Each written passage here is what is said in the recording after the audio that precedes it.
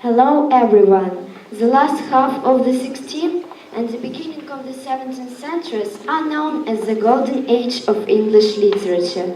It was the time of the English Renaissance and it is even called the age of Shakespeare. Our meeting is dedicated to the greatest and the most famous actor, writer and probably the greatest playwright who has ever lived, William Shakespeare. We are going to recite some of his wonderful sonnets and get acquainted with their Russian translations by Marshak, Pasternak, Finkel. Some glory in their birth, some in their skill, some in their wealth, some in their body's force, some in their garments, though newfangled ill, some in their hawks and hounds, some in their horse, and every humor has his agent's pleasure, wherein it finds joy above the rest. But these particulars are not my measure. All these I better in one general best. Than love is better than high birth to me, richer than wealth, producer than garments cost, of more delight than hawks or horses be. And having thee, of all men's pride I boast, wretched in this alone, that thou makes take all this away, and me most wretched make. I'd like to recite the translation of the sonnet by Marshak. Кто славится родством своим сознатью, кто силой, кто блестящим галуном, кто кошельком, кто пряжками на платье, кто соколом, собакой, скакуном. Есть у людей различные пристрастия, но каждому милее всего одно. А у меня особенное счастье, в нем остальное все заключено.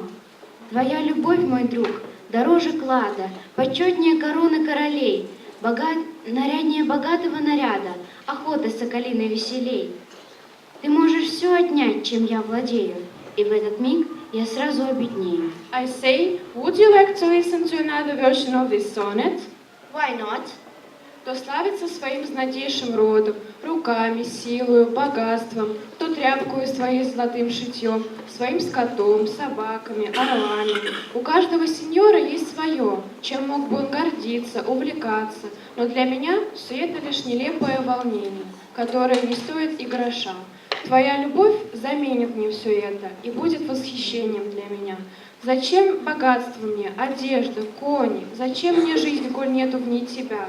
С твоей любовью душа жить будет вечно, а если нет тебя, то нет, увы, души.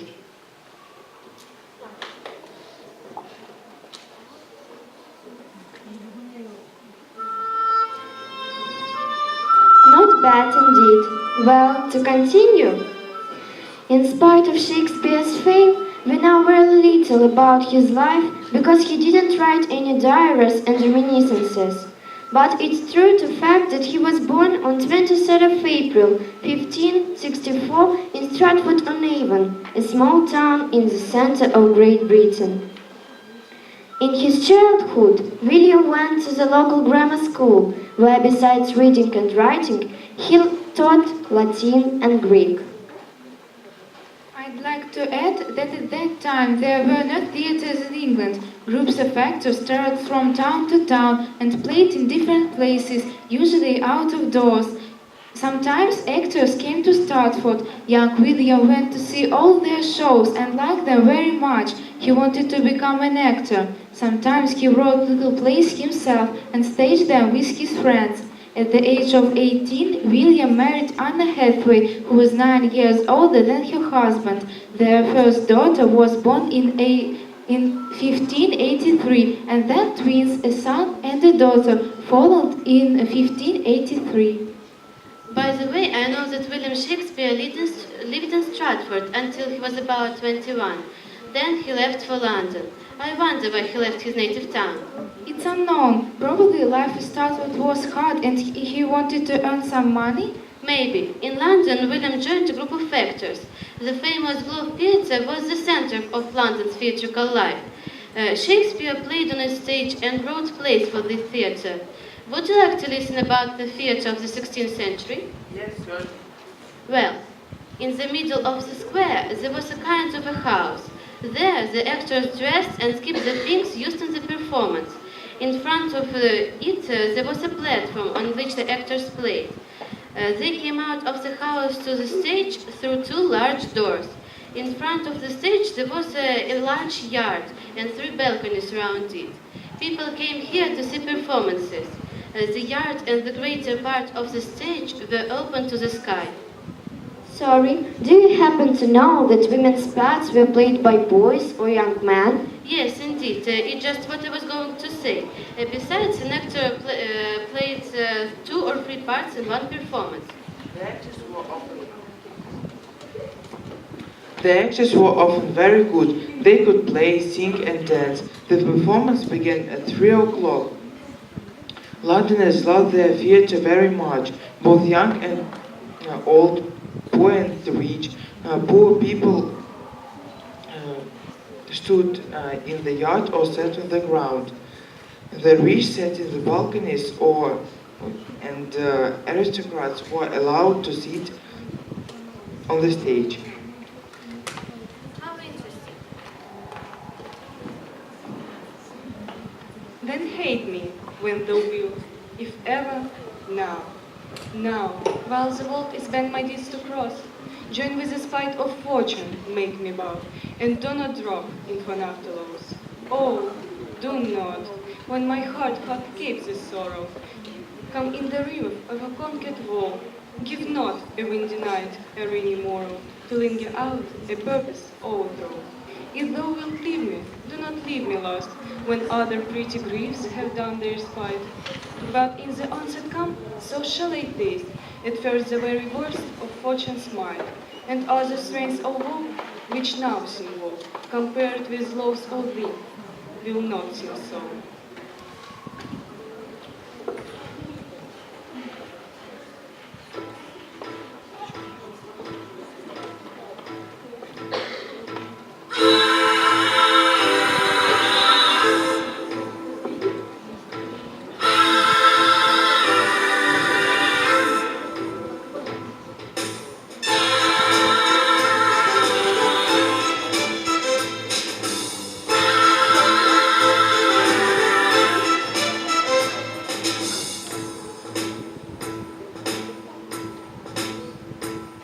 Уж если ты разлюбишь, так теперь,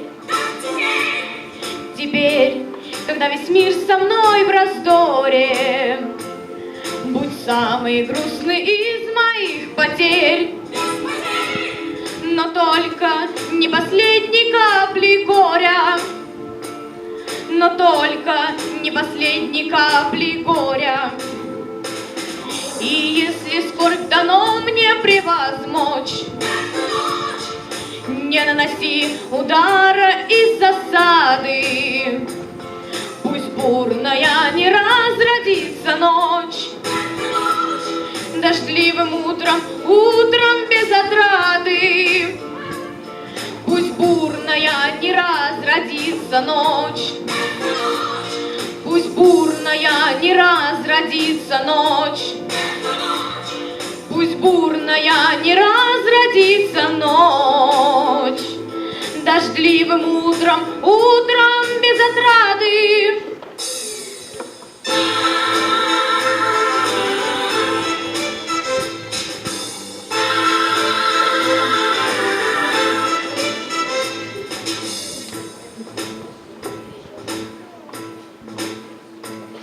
Оставь меня, но не в последний миг, когда от мелких бед я ослабею. Оставь сейчас, чтоб сразу я постиг, что это с горе всех невзгод больнее, что нет невзгод, а есть одна беда, что нет невзгод, а есть одна беда. Твоей любви лишиться, твоей любви лишиться, твоей любви лишиться навсегда.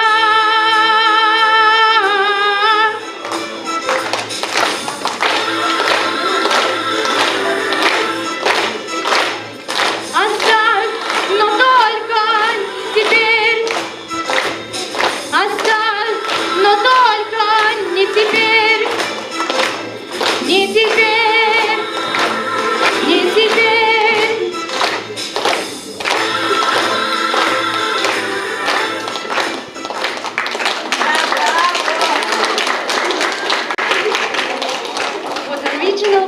translation. Thank you. And one more thing about the theater. It played a very important part in people's life, as there were no newspapers, no radios or television in those days. People, they came to the theater not only for pleasure, they came to hear the news, to learn something of the history of England or of some other country. As you know, William Shakespeare was an actor, a poet, and a dramatist at the same time.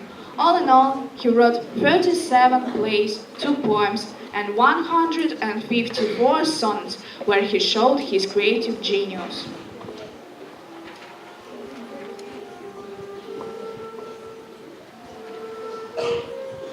My mistress' eyes are nothing like the sun. Coral is far more red than her lips red. If snow be white, why then her breasts are dun? If hairs be wise, likewise grow on her head. I have seen roses, damask, red and white, but no such roses see in her cheeks. And in some perfumes is the more delight than in breath that from my mistress reeks. I love to hear her speak, yet well I know that music had a far more pleasing sound. I grant, I never saw a goddess go, my mistress, when she walks, treads on the ground. And yet, by heaven, I think my love as rare as any shiver light with false compare. The translation of the sonnet by Маршак. Ее глаза на звезды не похожи, нельзя уста кораллами назвать. Не белоснежно плеч открытых кожа, и черной проволокой вьется прядь. С дамасской розой, алой или белой, нельзя сравнить оттенок этих щек.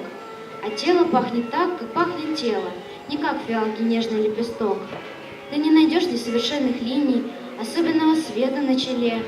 Не знаю я, как шествует богини, но милая ступает по земле. И все ж она уступит тем едва ли, кого в сравнениях пышных оболгали. Now listen to the translation of a sonnet by Finkel. Ее глаза не схожи с солнцем, нет, коралл краснее этих алых губ, темнее снега кожа смуглый цвет, как проволока черный волос груб.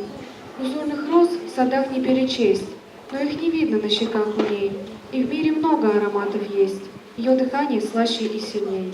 В ее речах отраду нахожу, хоть музыка приятнее на слух, как шествует богиня, не скажу, но ходит по земле, как все мой друг. И я клянусь, она не хуже все ж, чем те, кого в сравнениях славит ложь. And now, please listen to the 66th sonnet. It is very wonderful.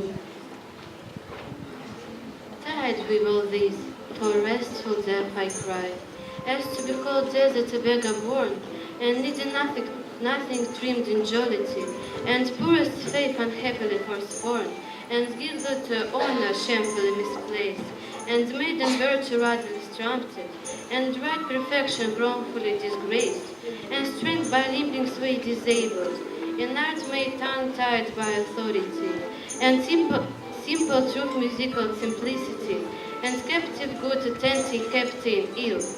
Tired with all this, from this which I began, said that, to die, I leave my life alone. The translation of the sonnet by Пастернак. Измучаюсь всем, я умереть хочу. Тоска смотреть, как мается бедняк, и как шутя живется богачу. И доверять, попадать в просак, и наблюдать, как наглость лезет в свет. Честь девичья катится ко дну, и знать, что ходу совершенством нет, и видеть мощь и немощи в плену. И вспоминать, что мысли замкнут рот, и разум сносит глупости хулу, и прямодушие простотой слывет, доброта прислуживает злу. Измучаясь тем, не стал бы жить и дня, да другу будет трудно без меня.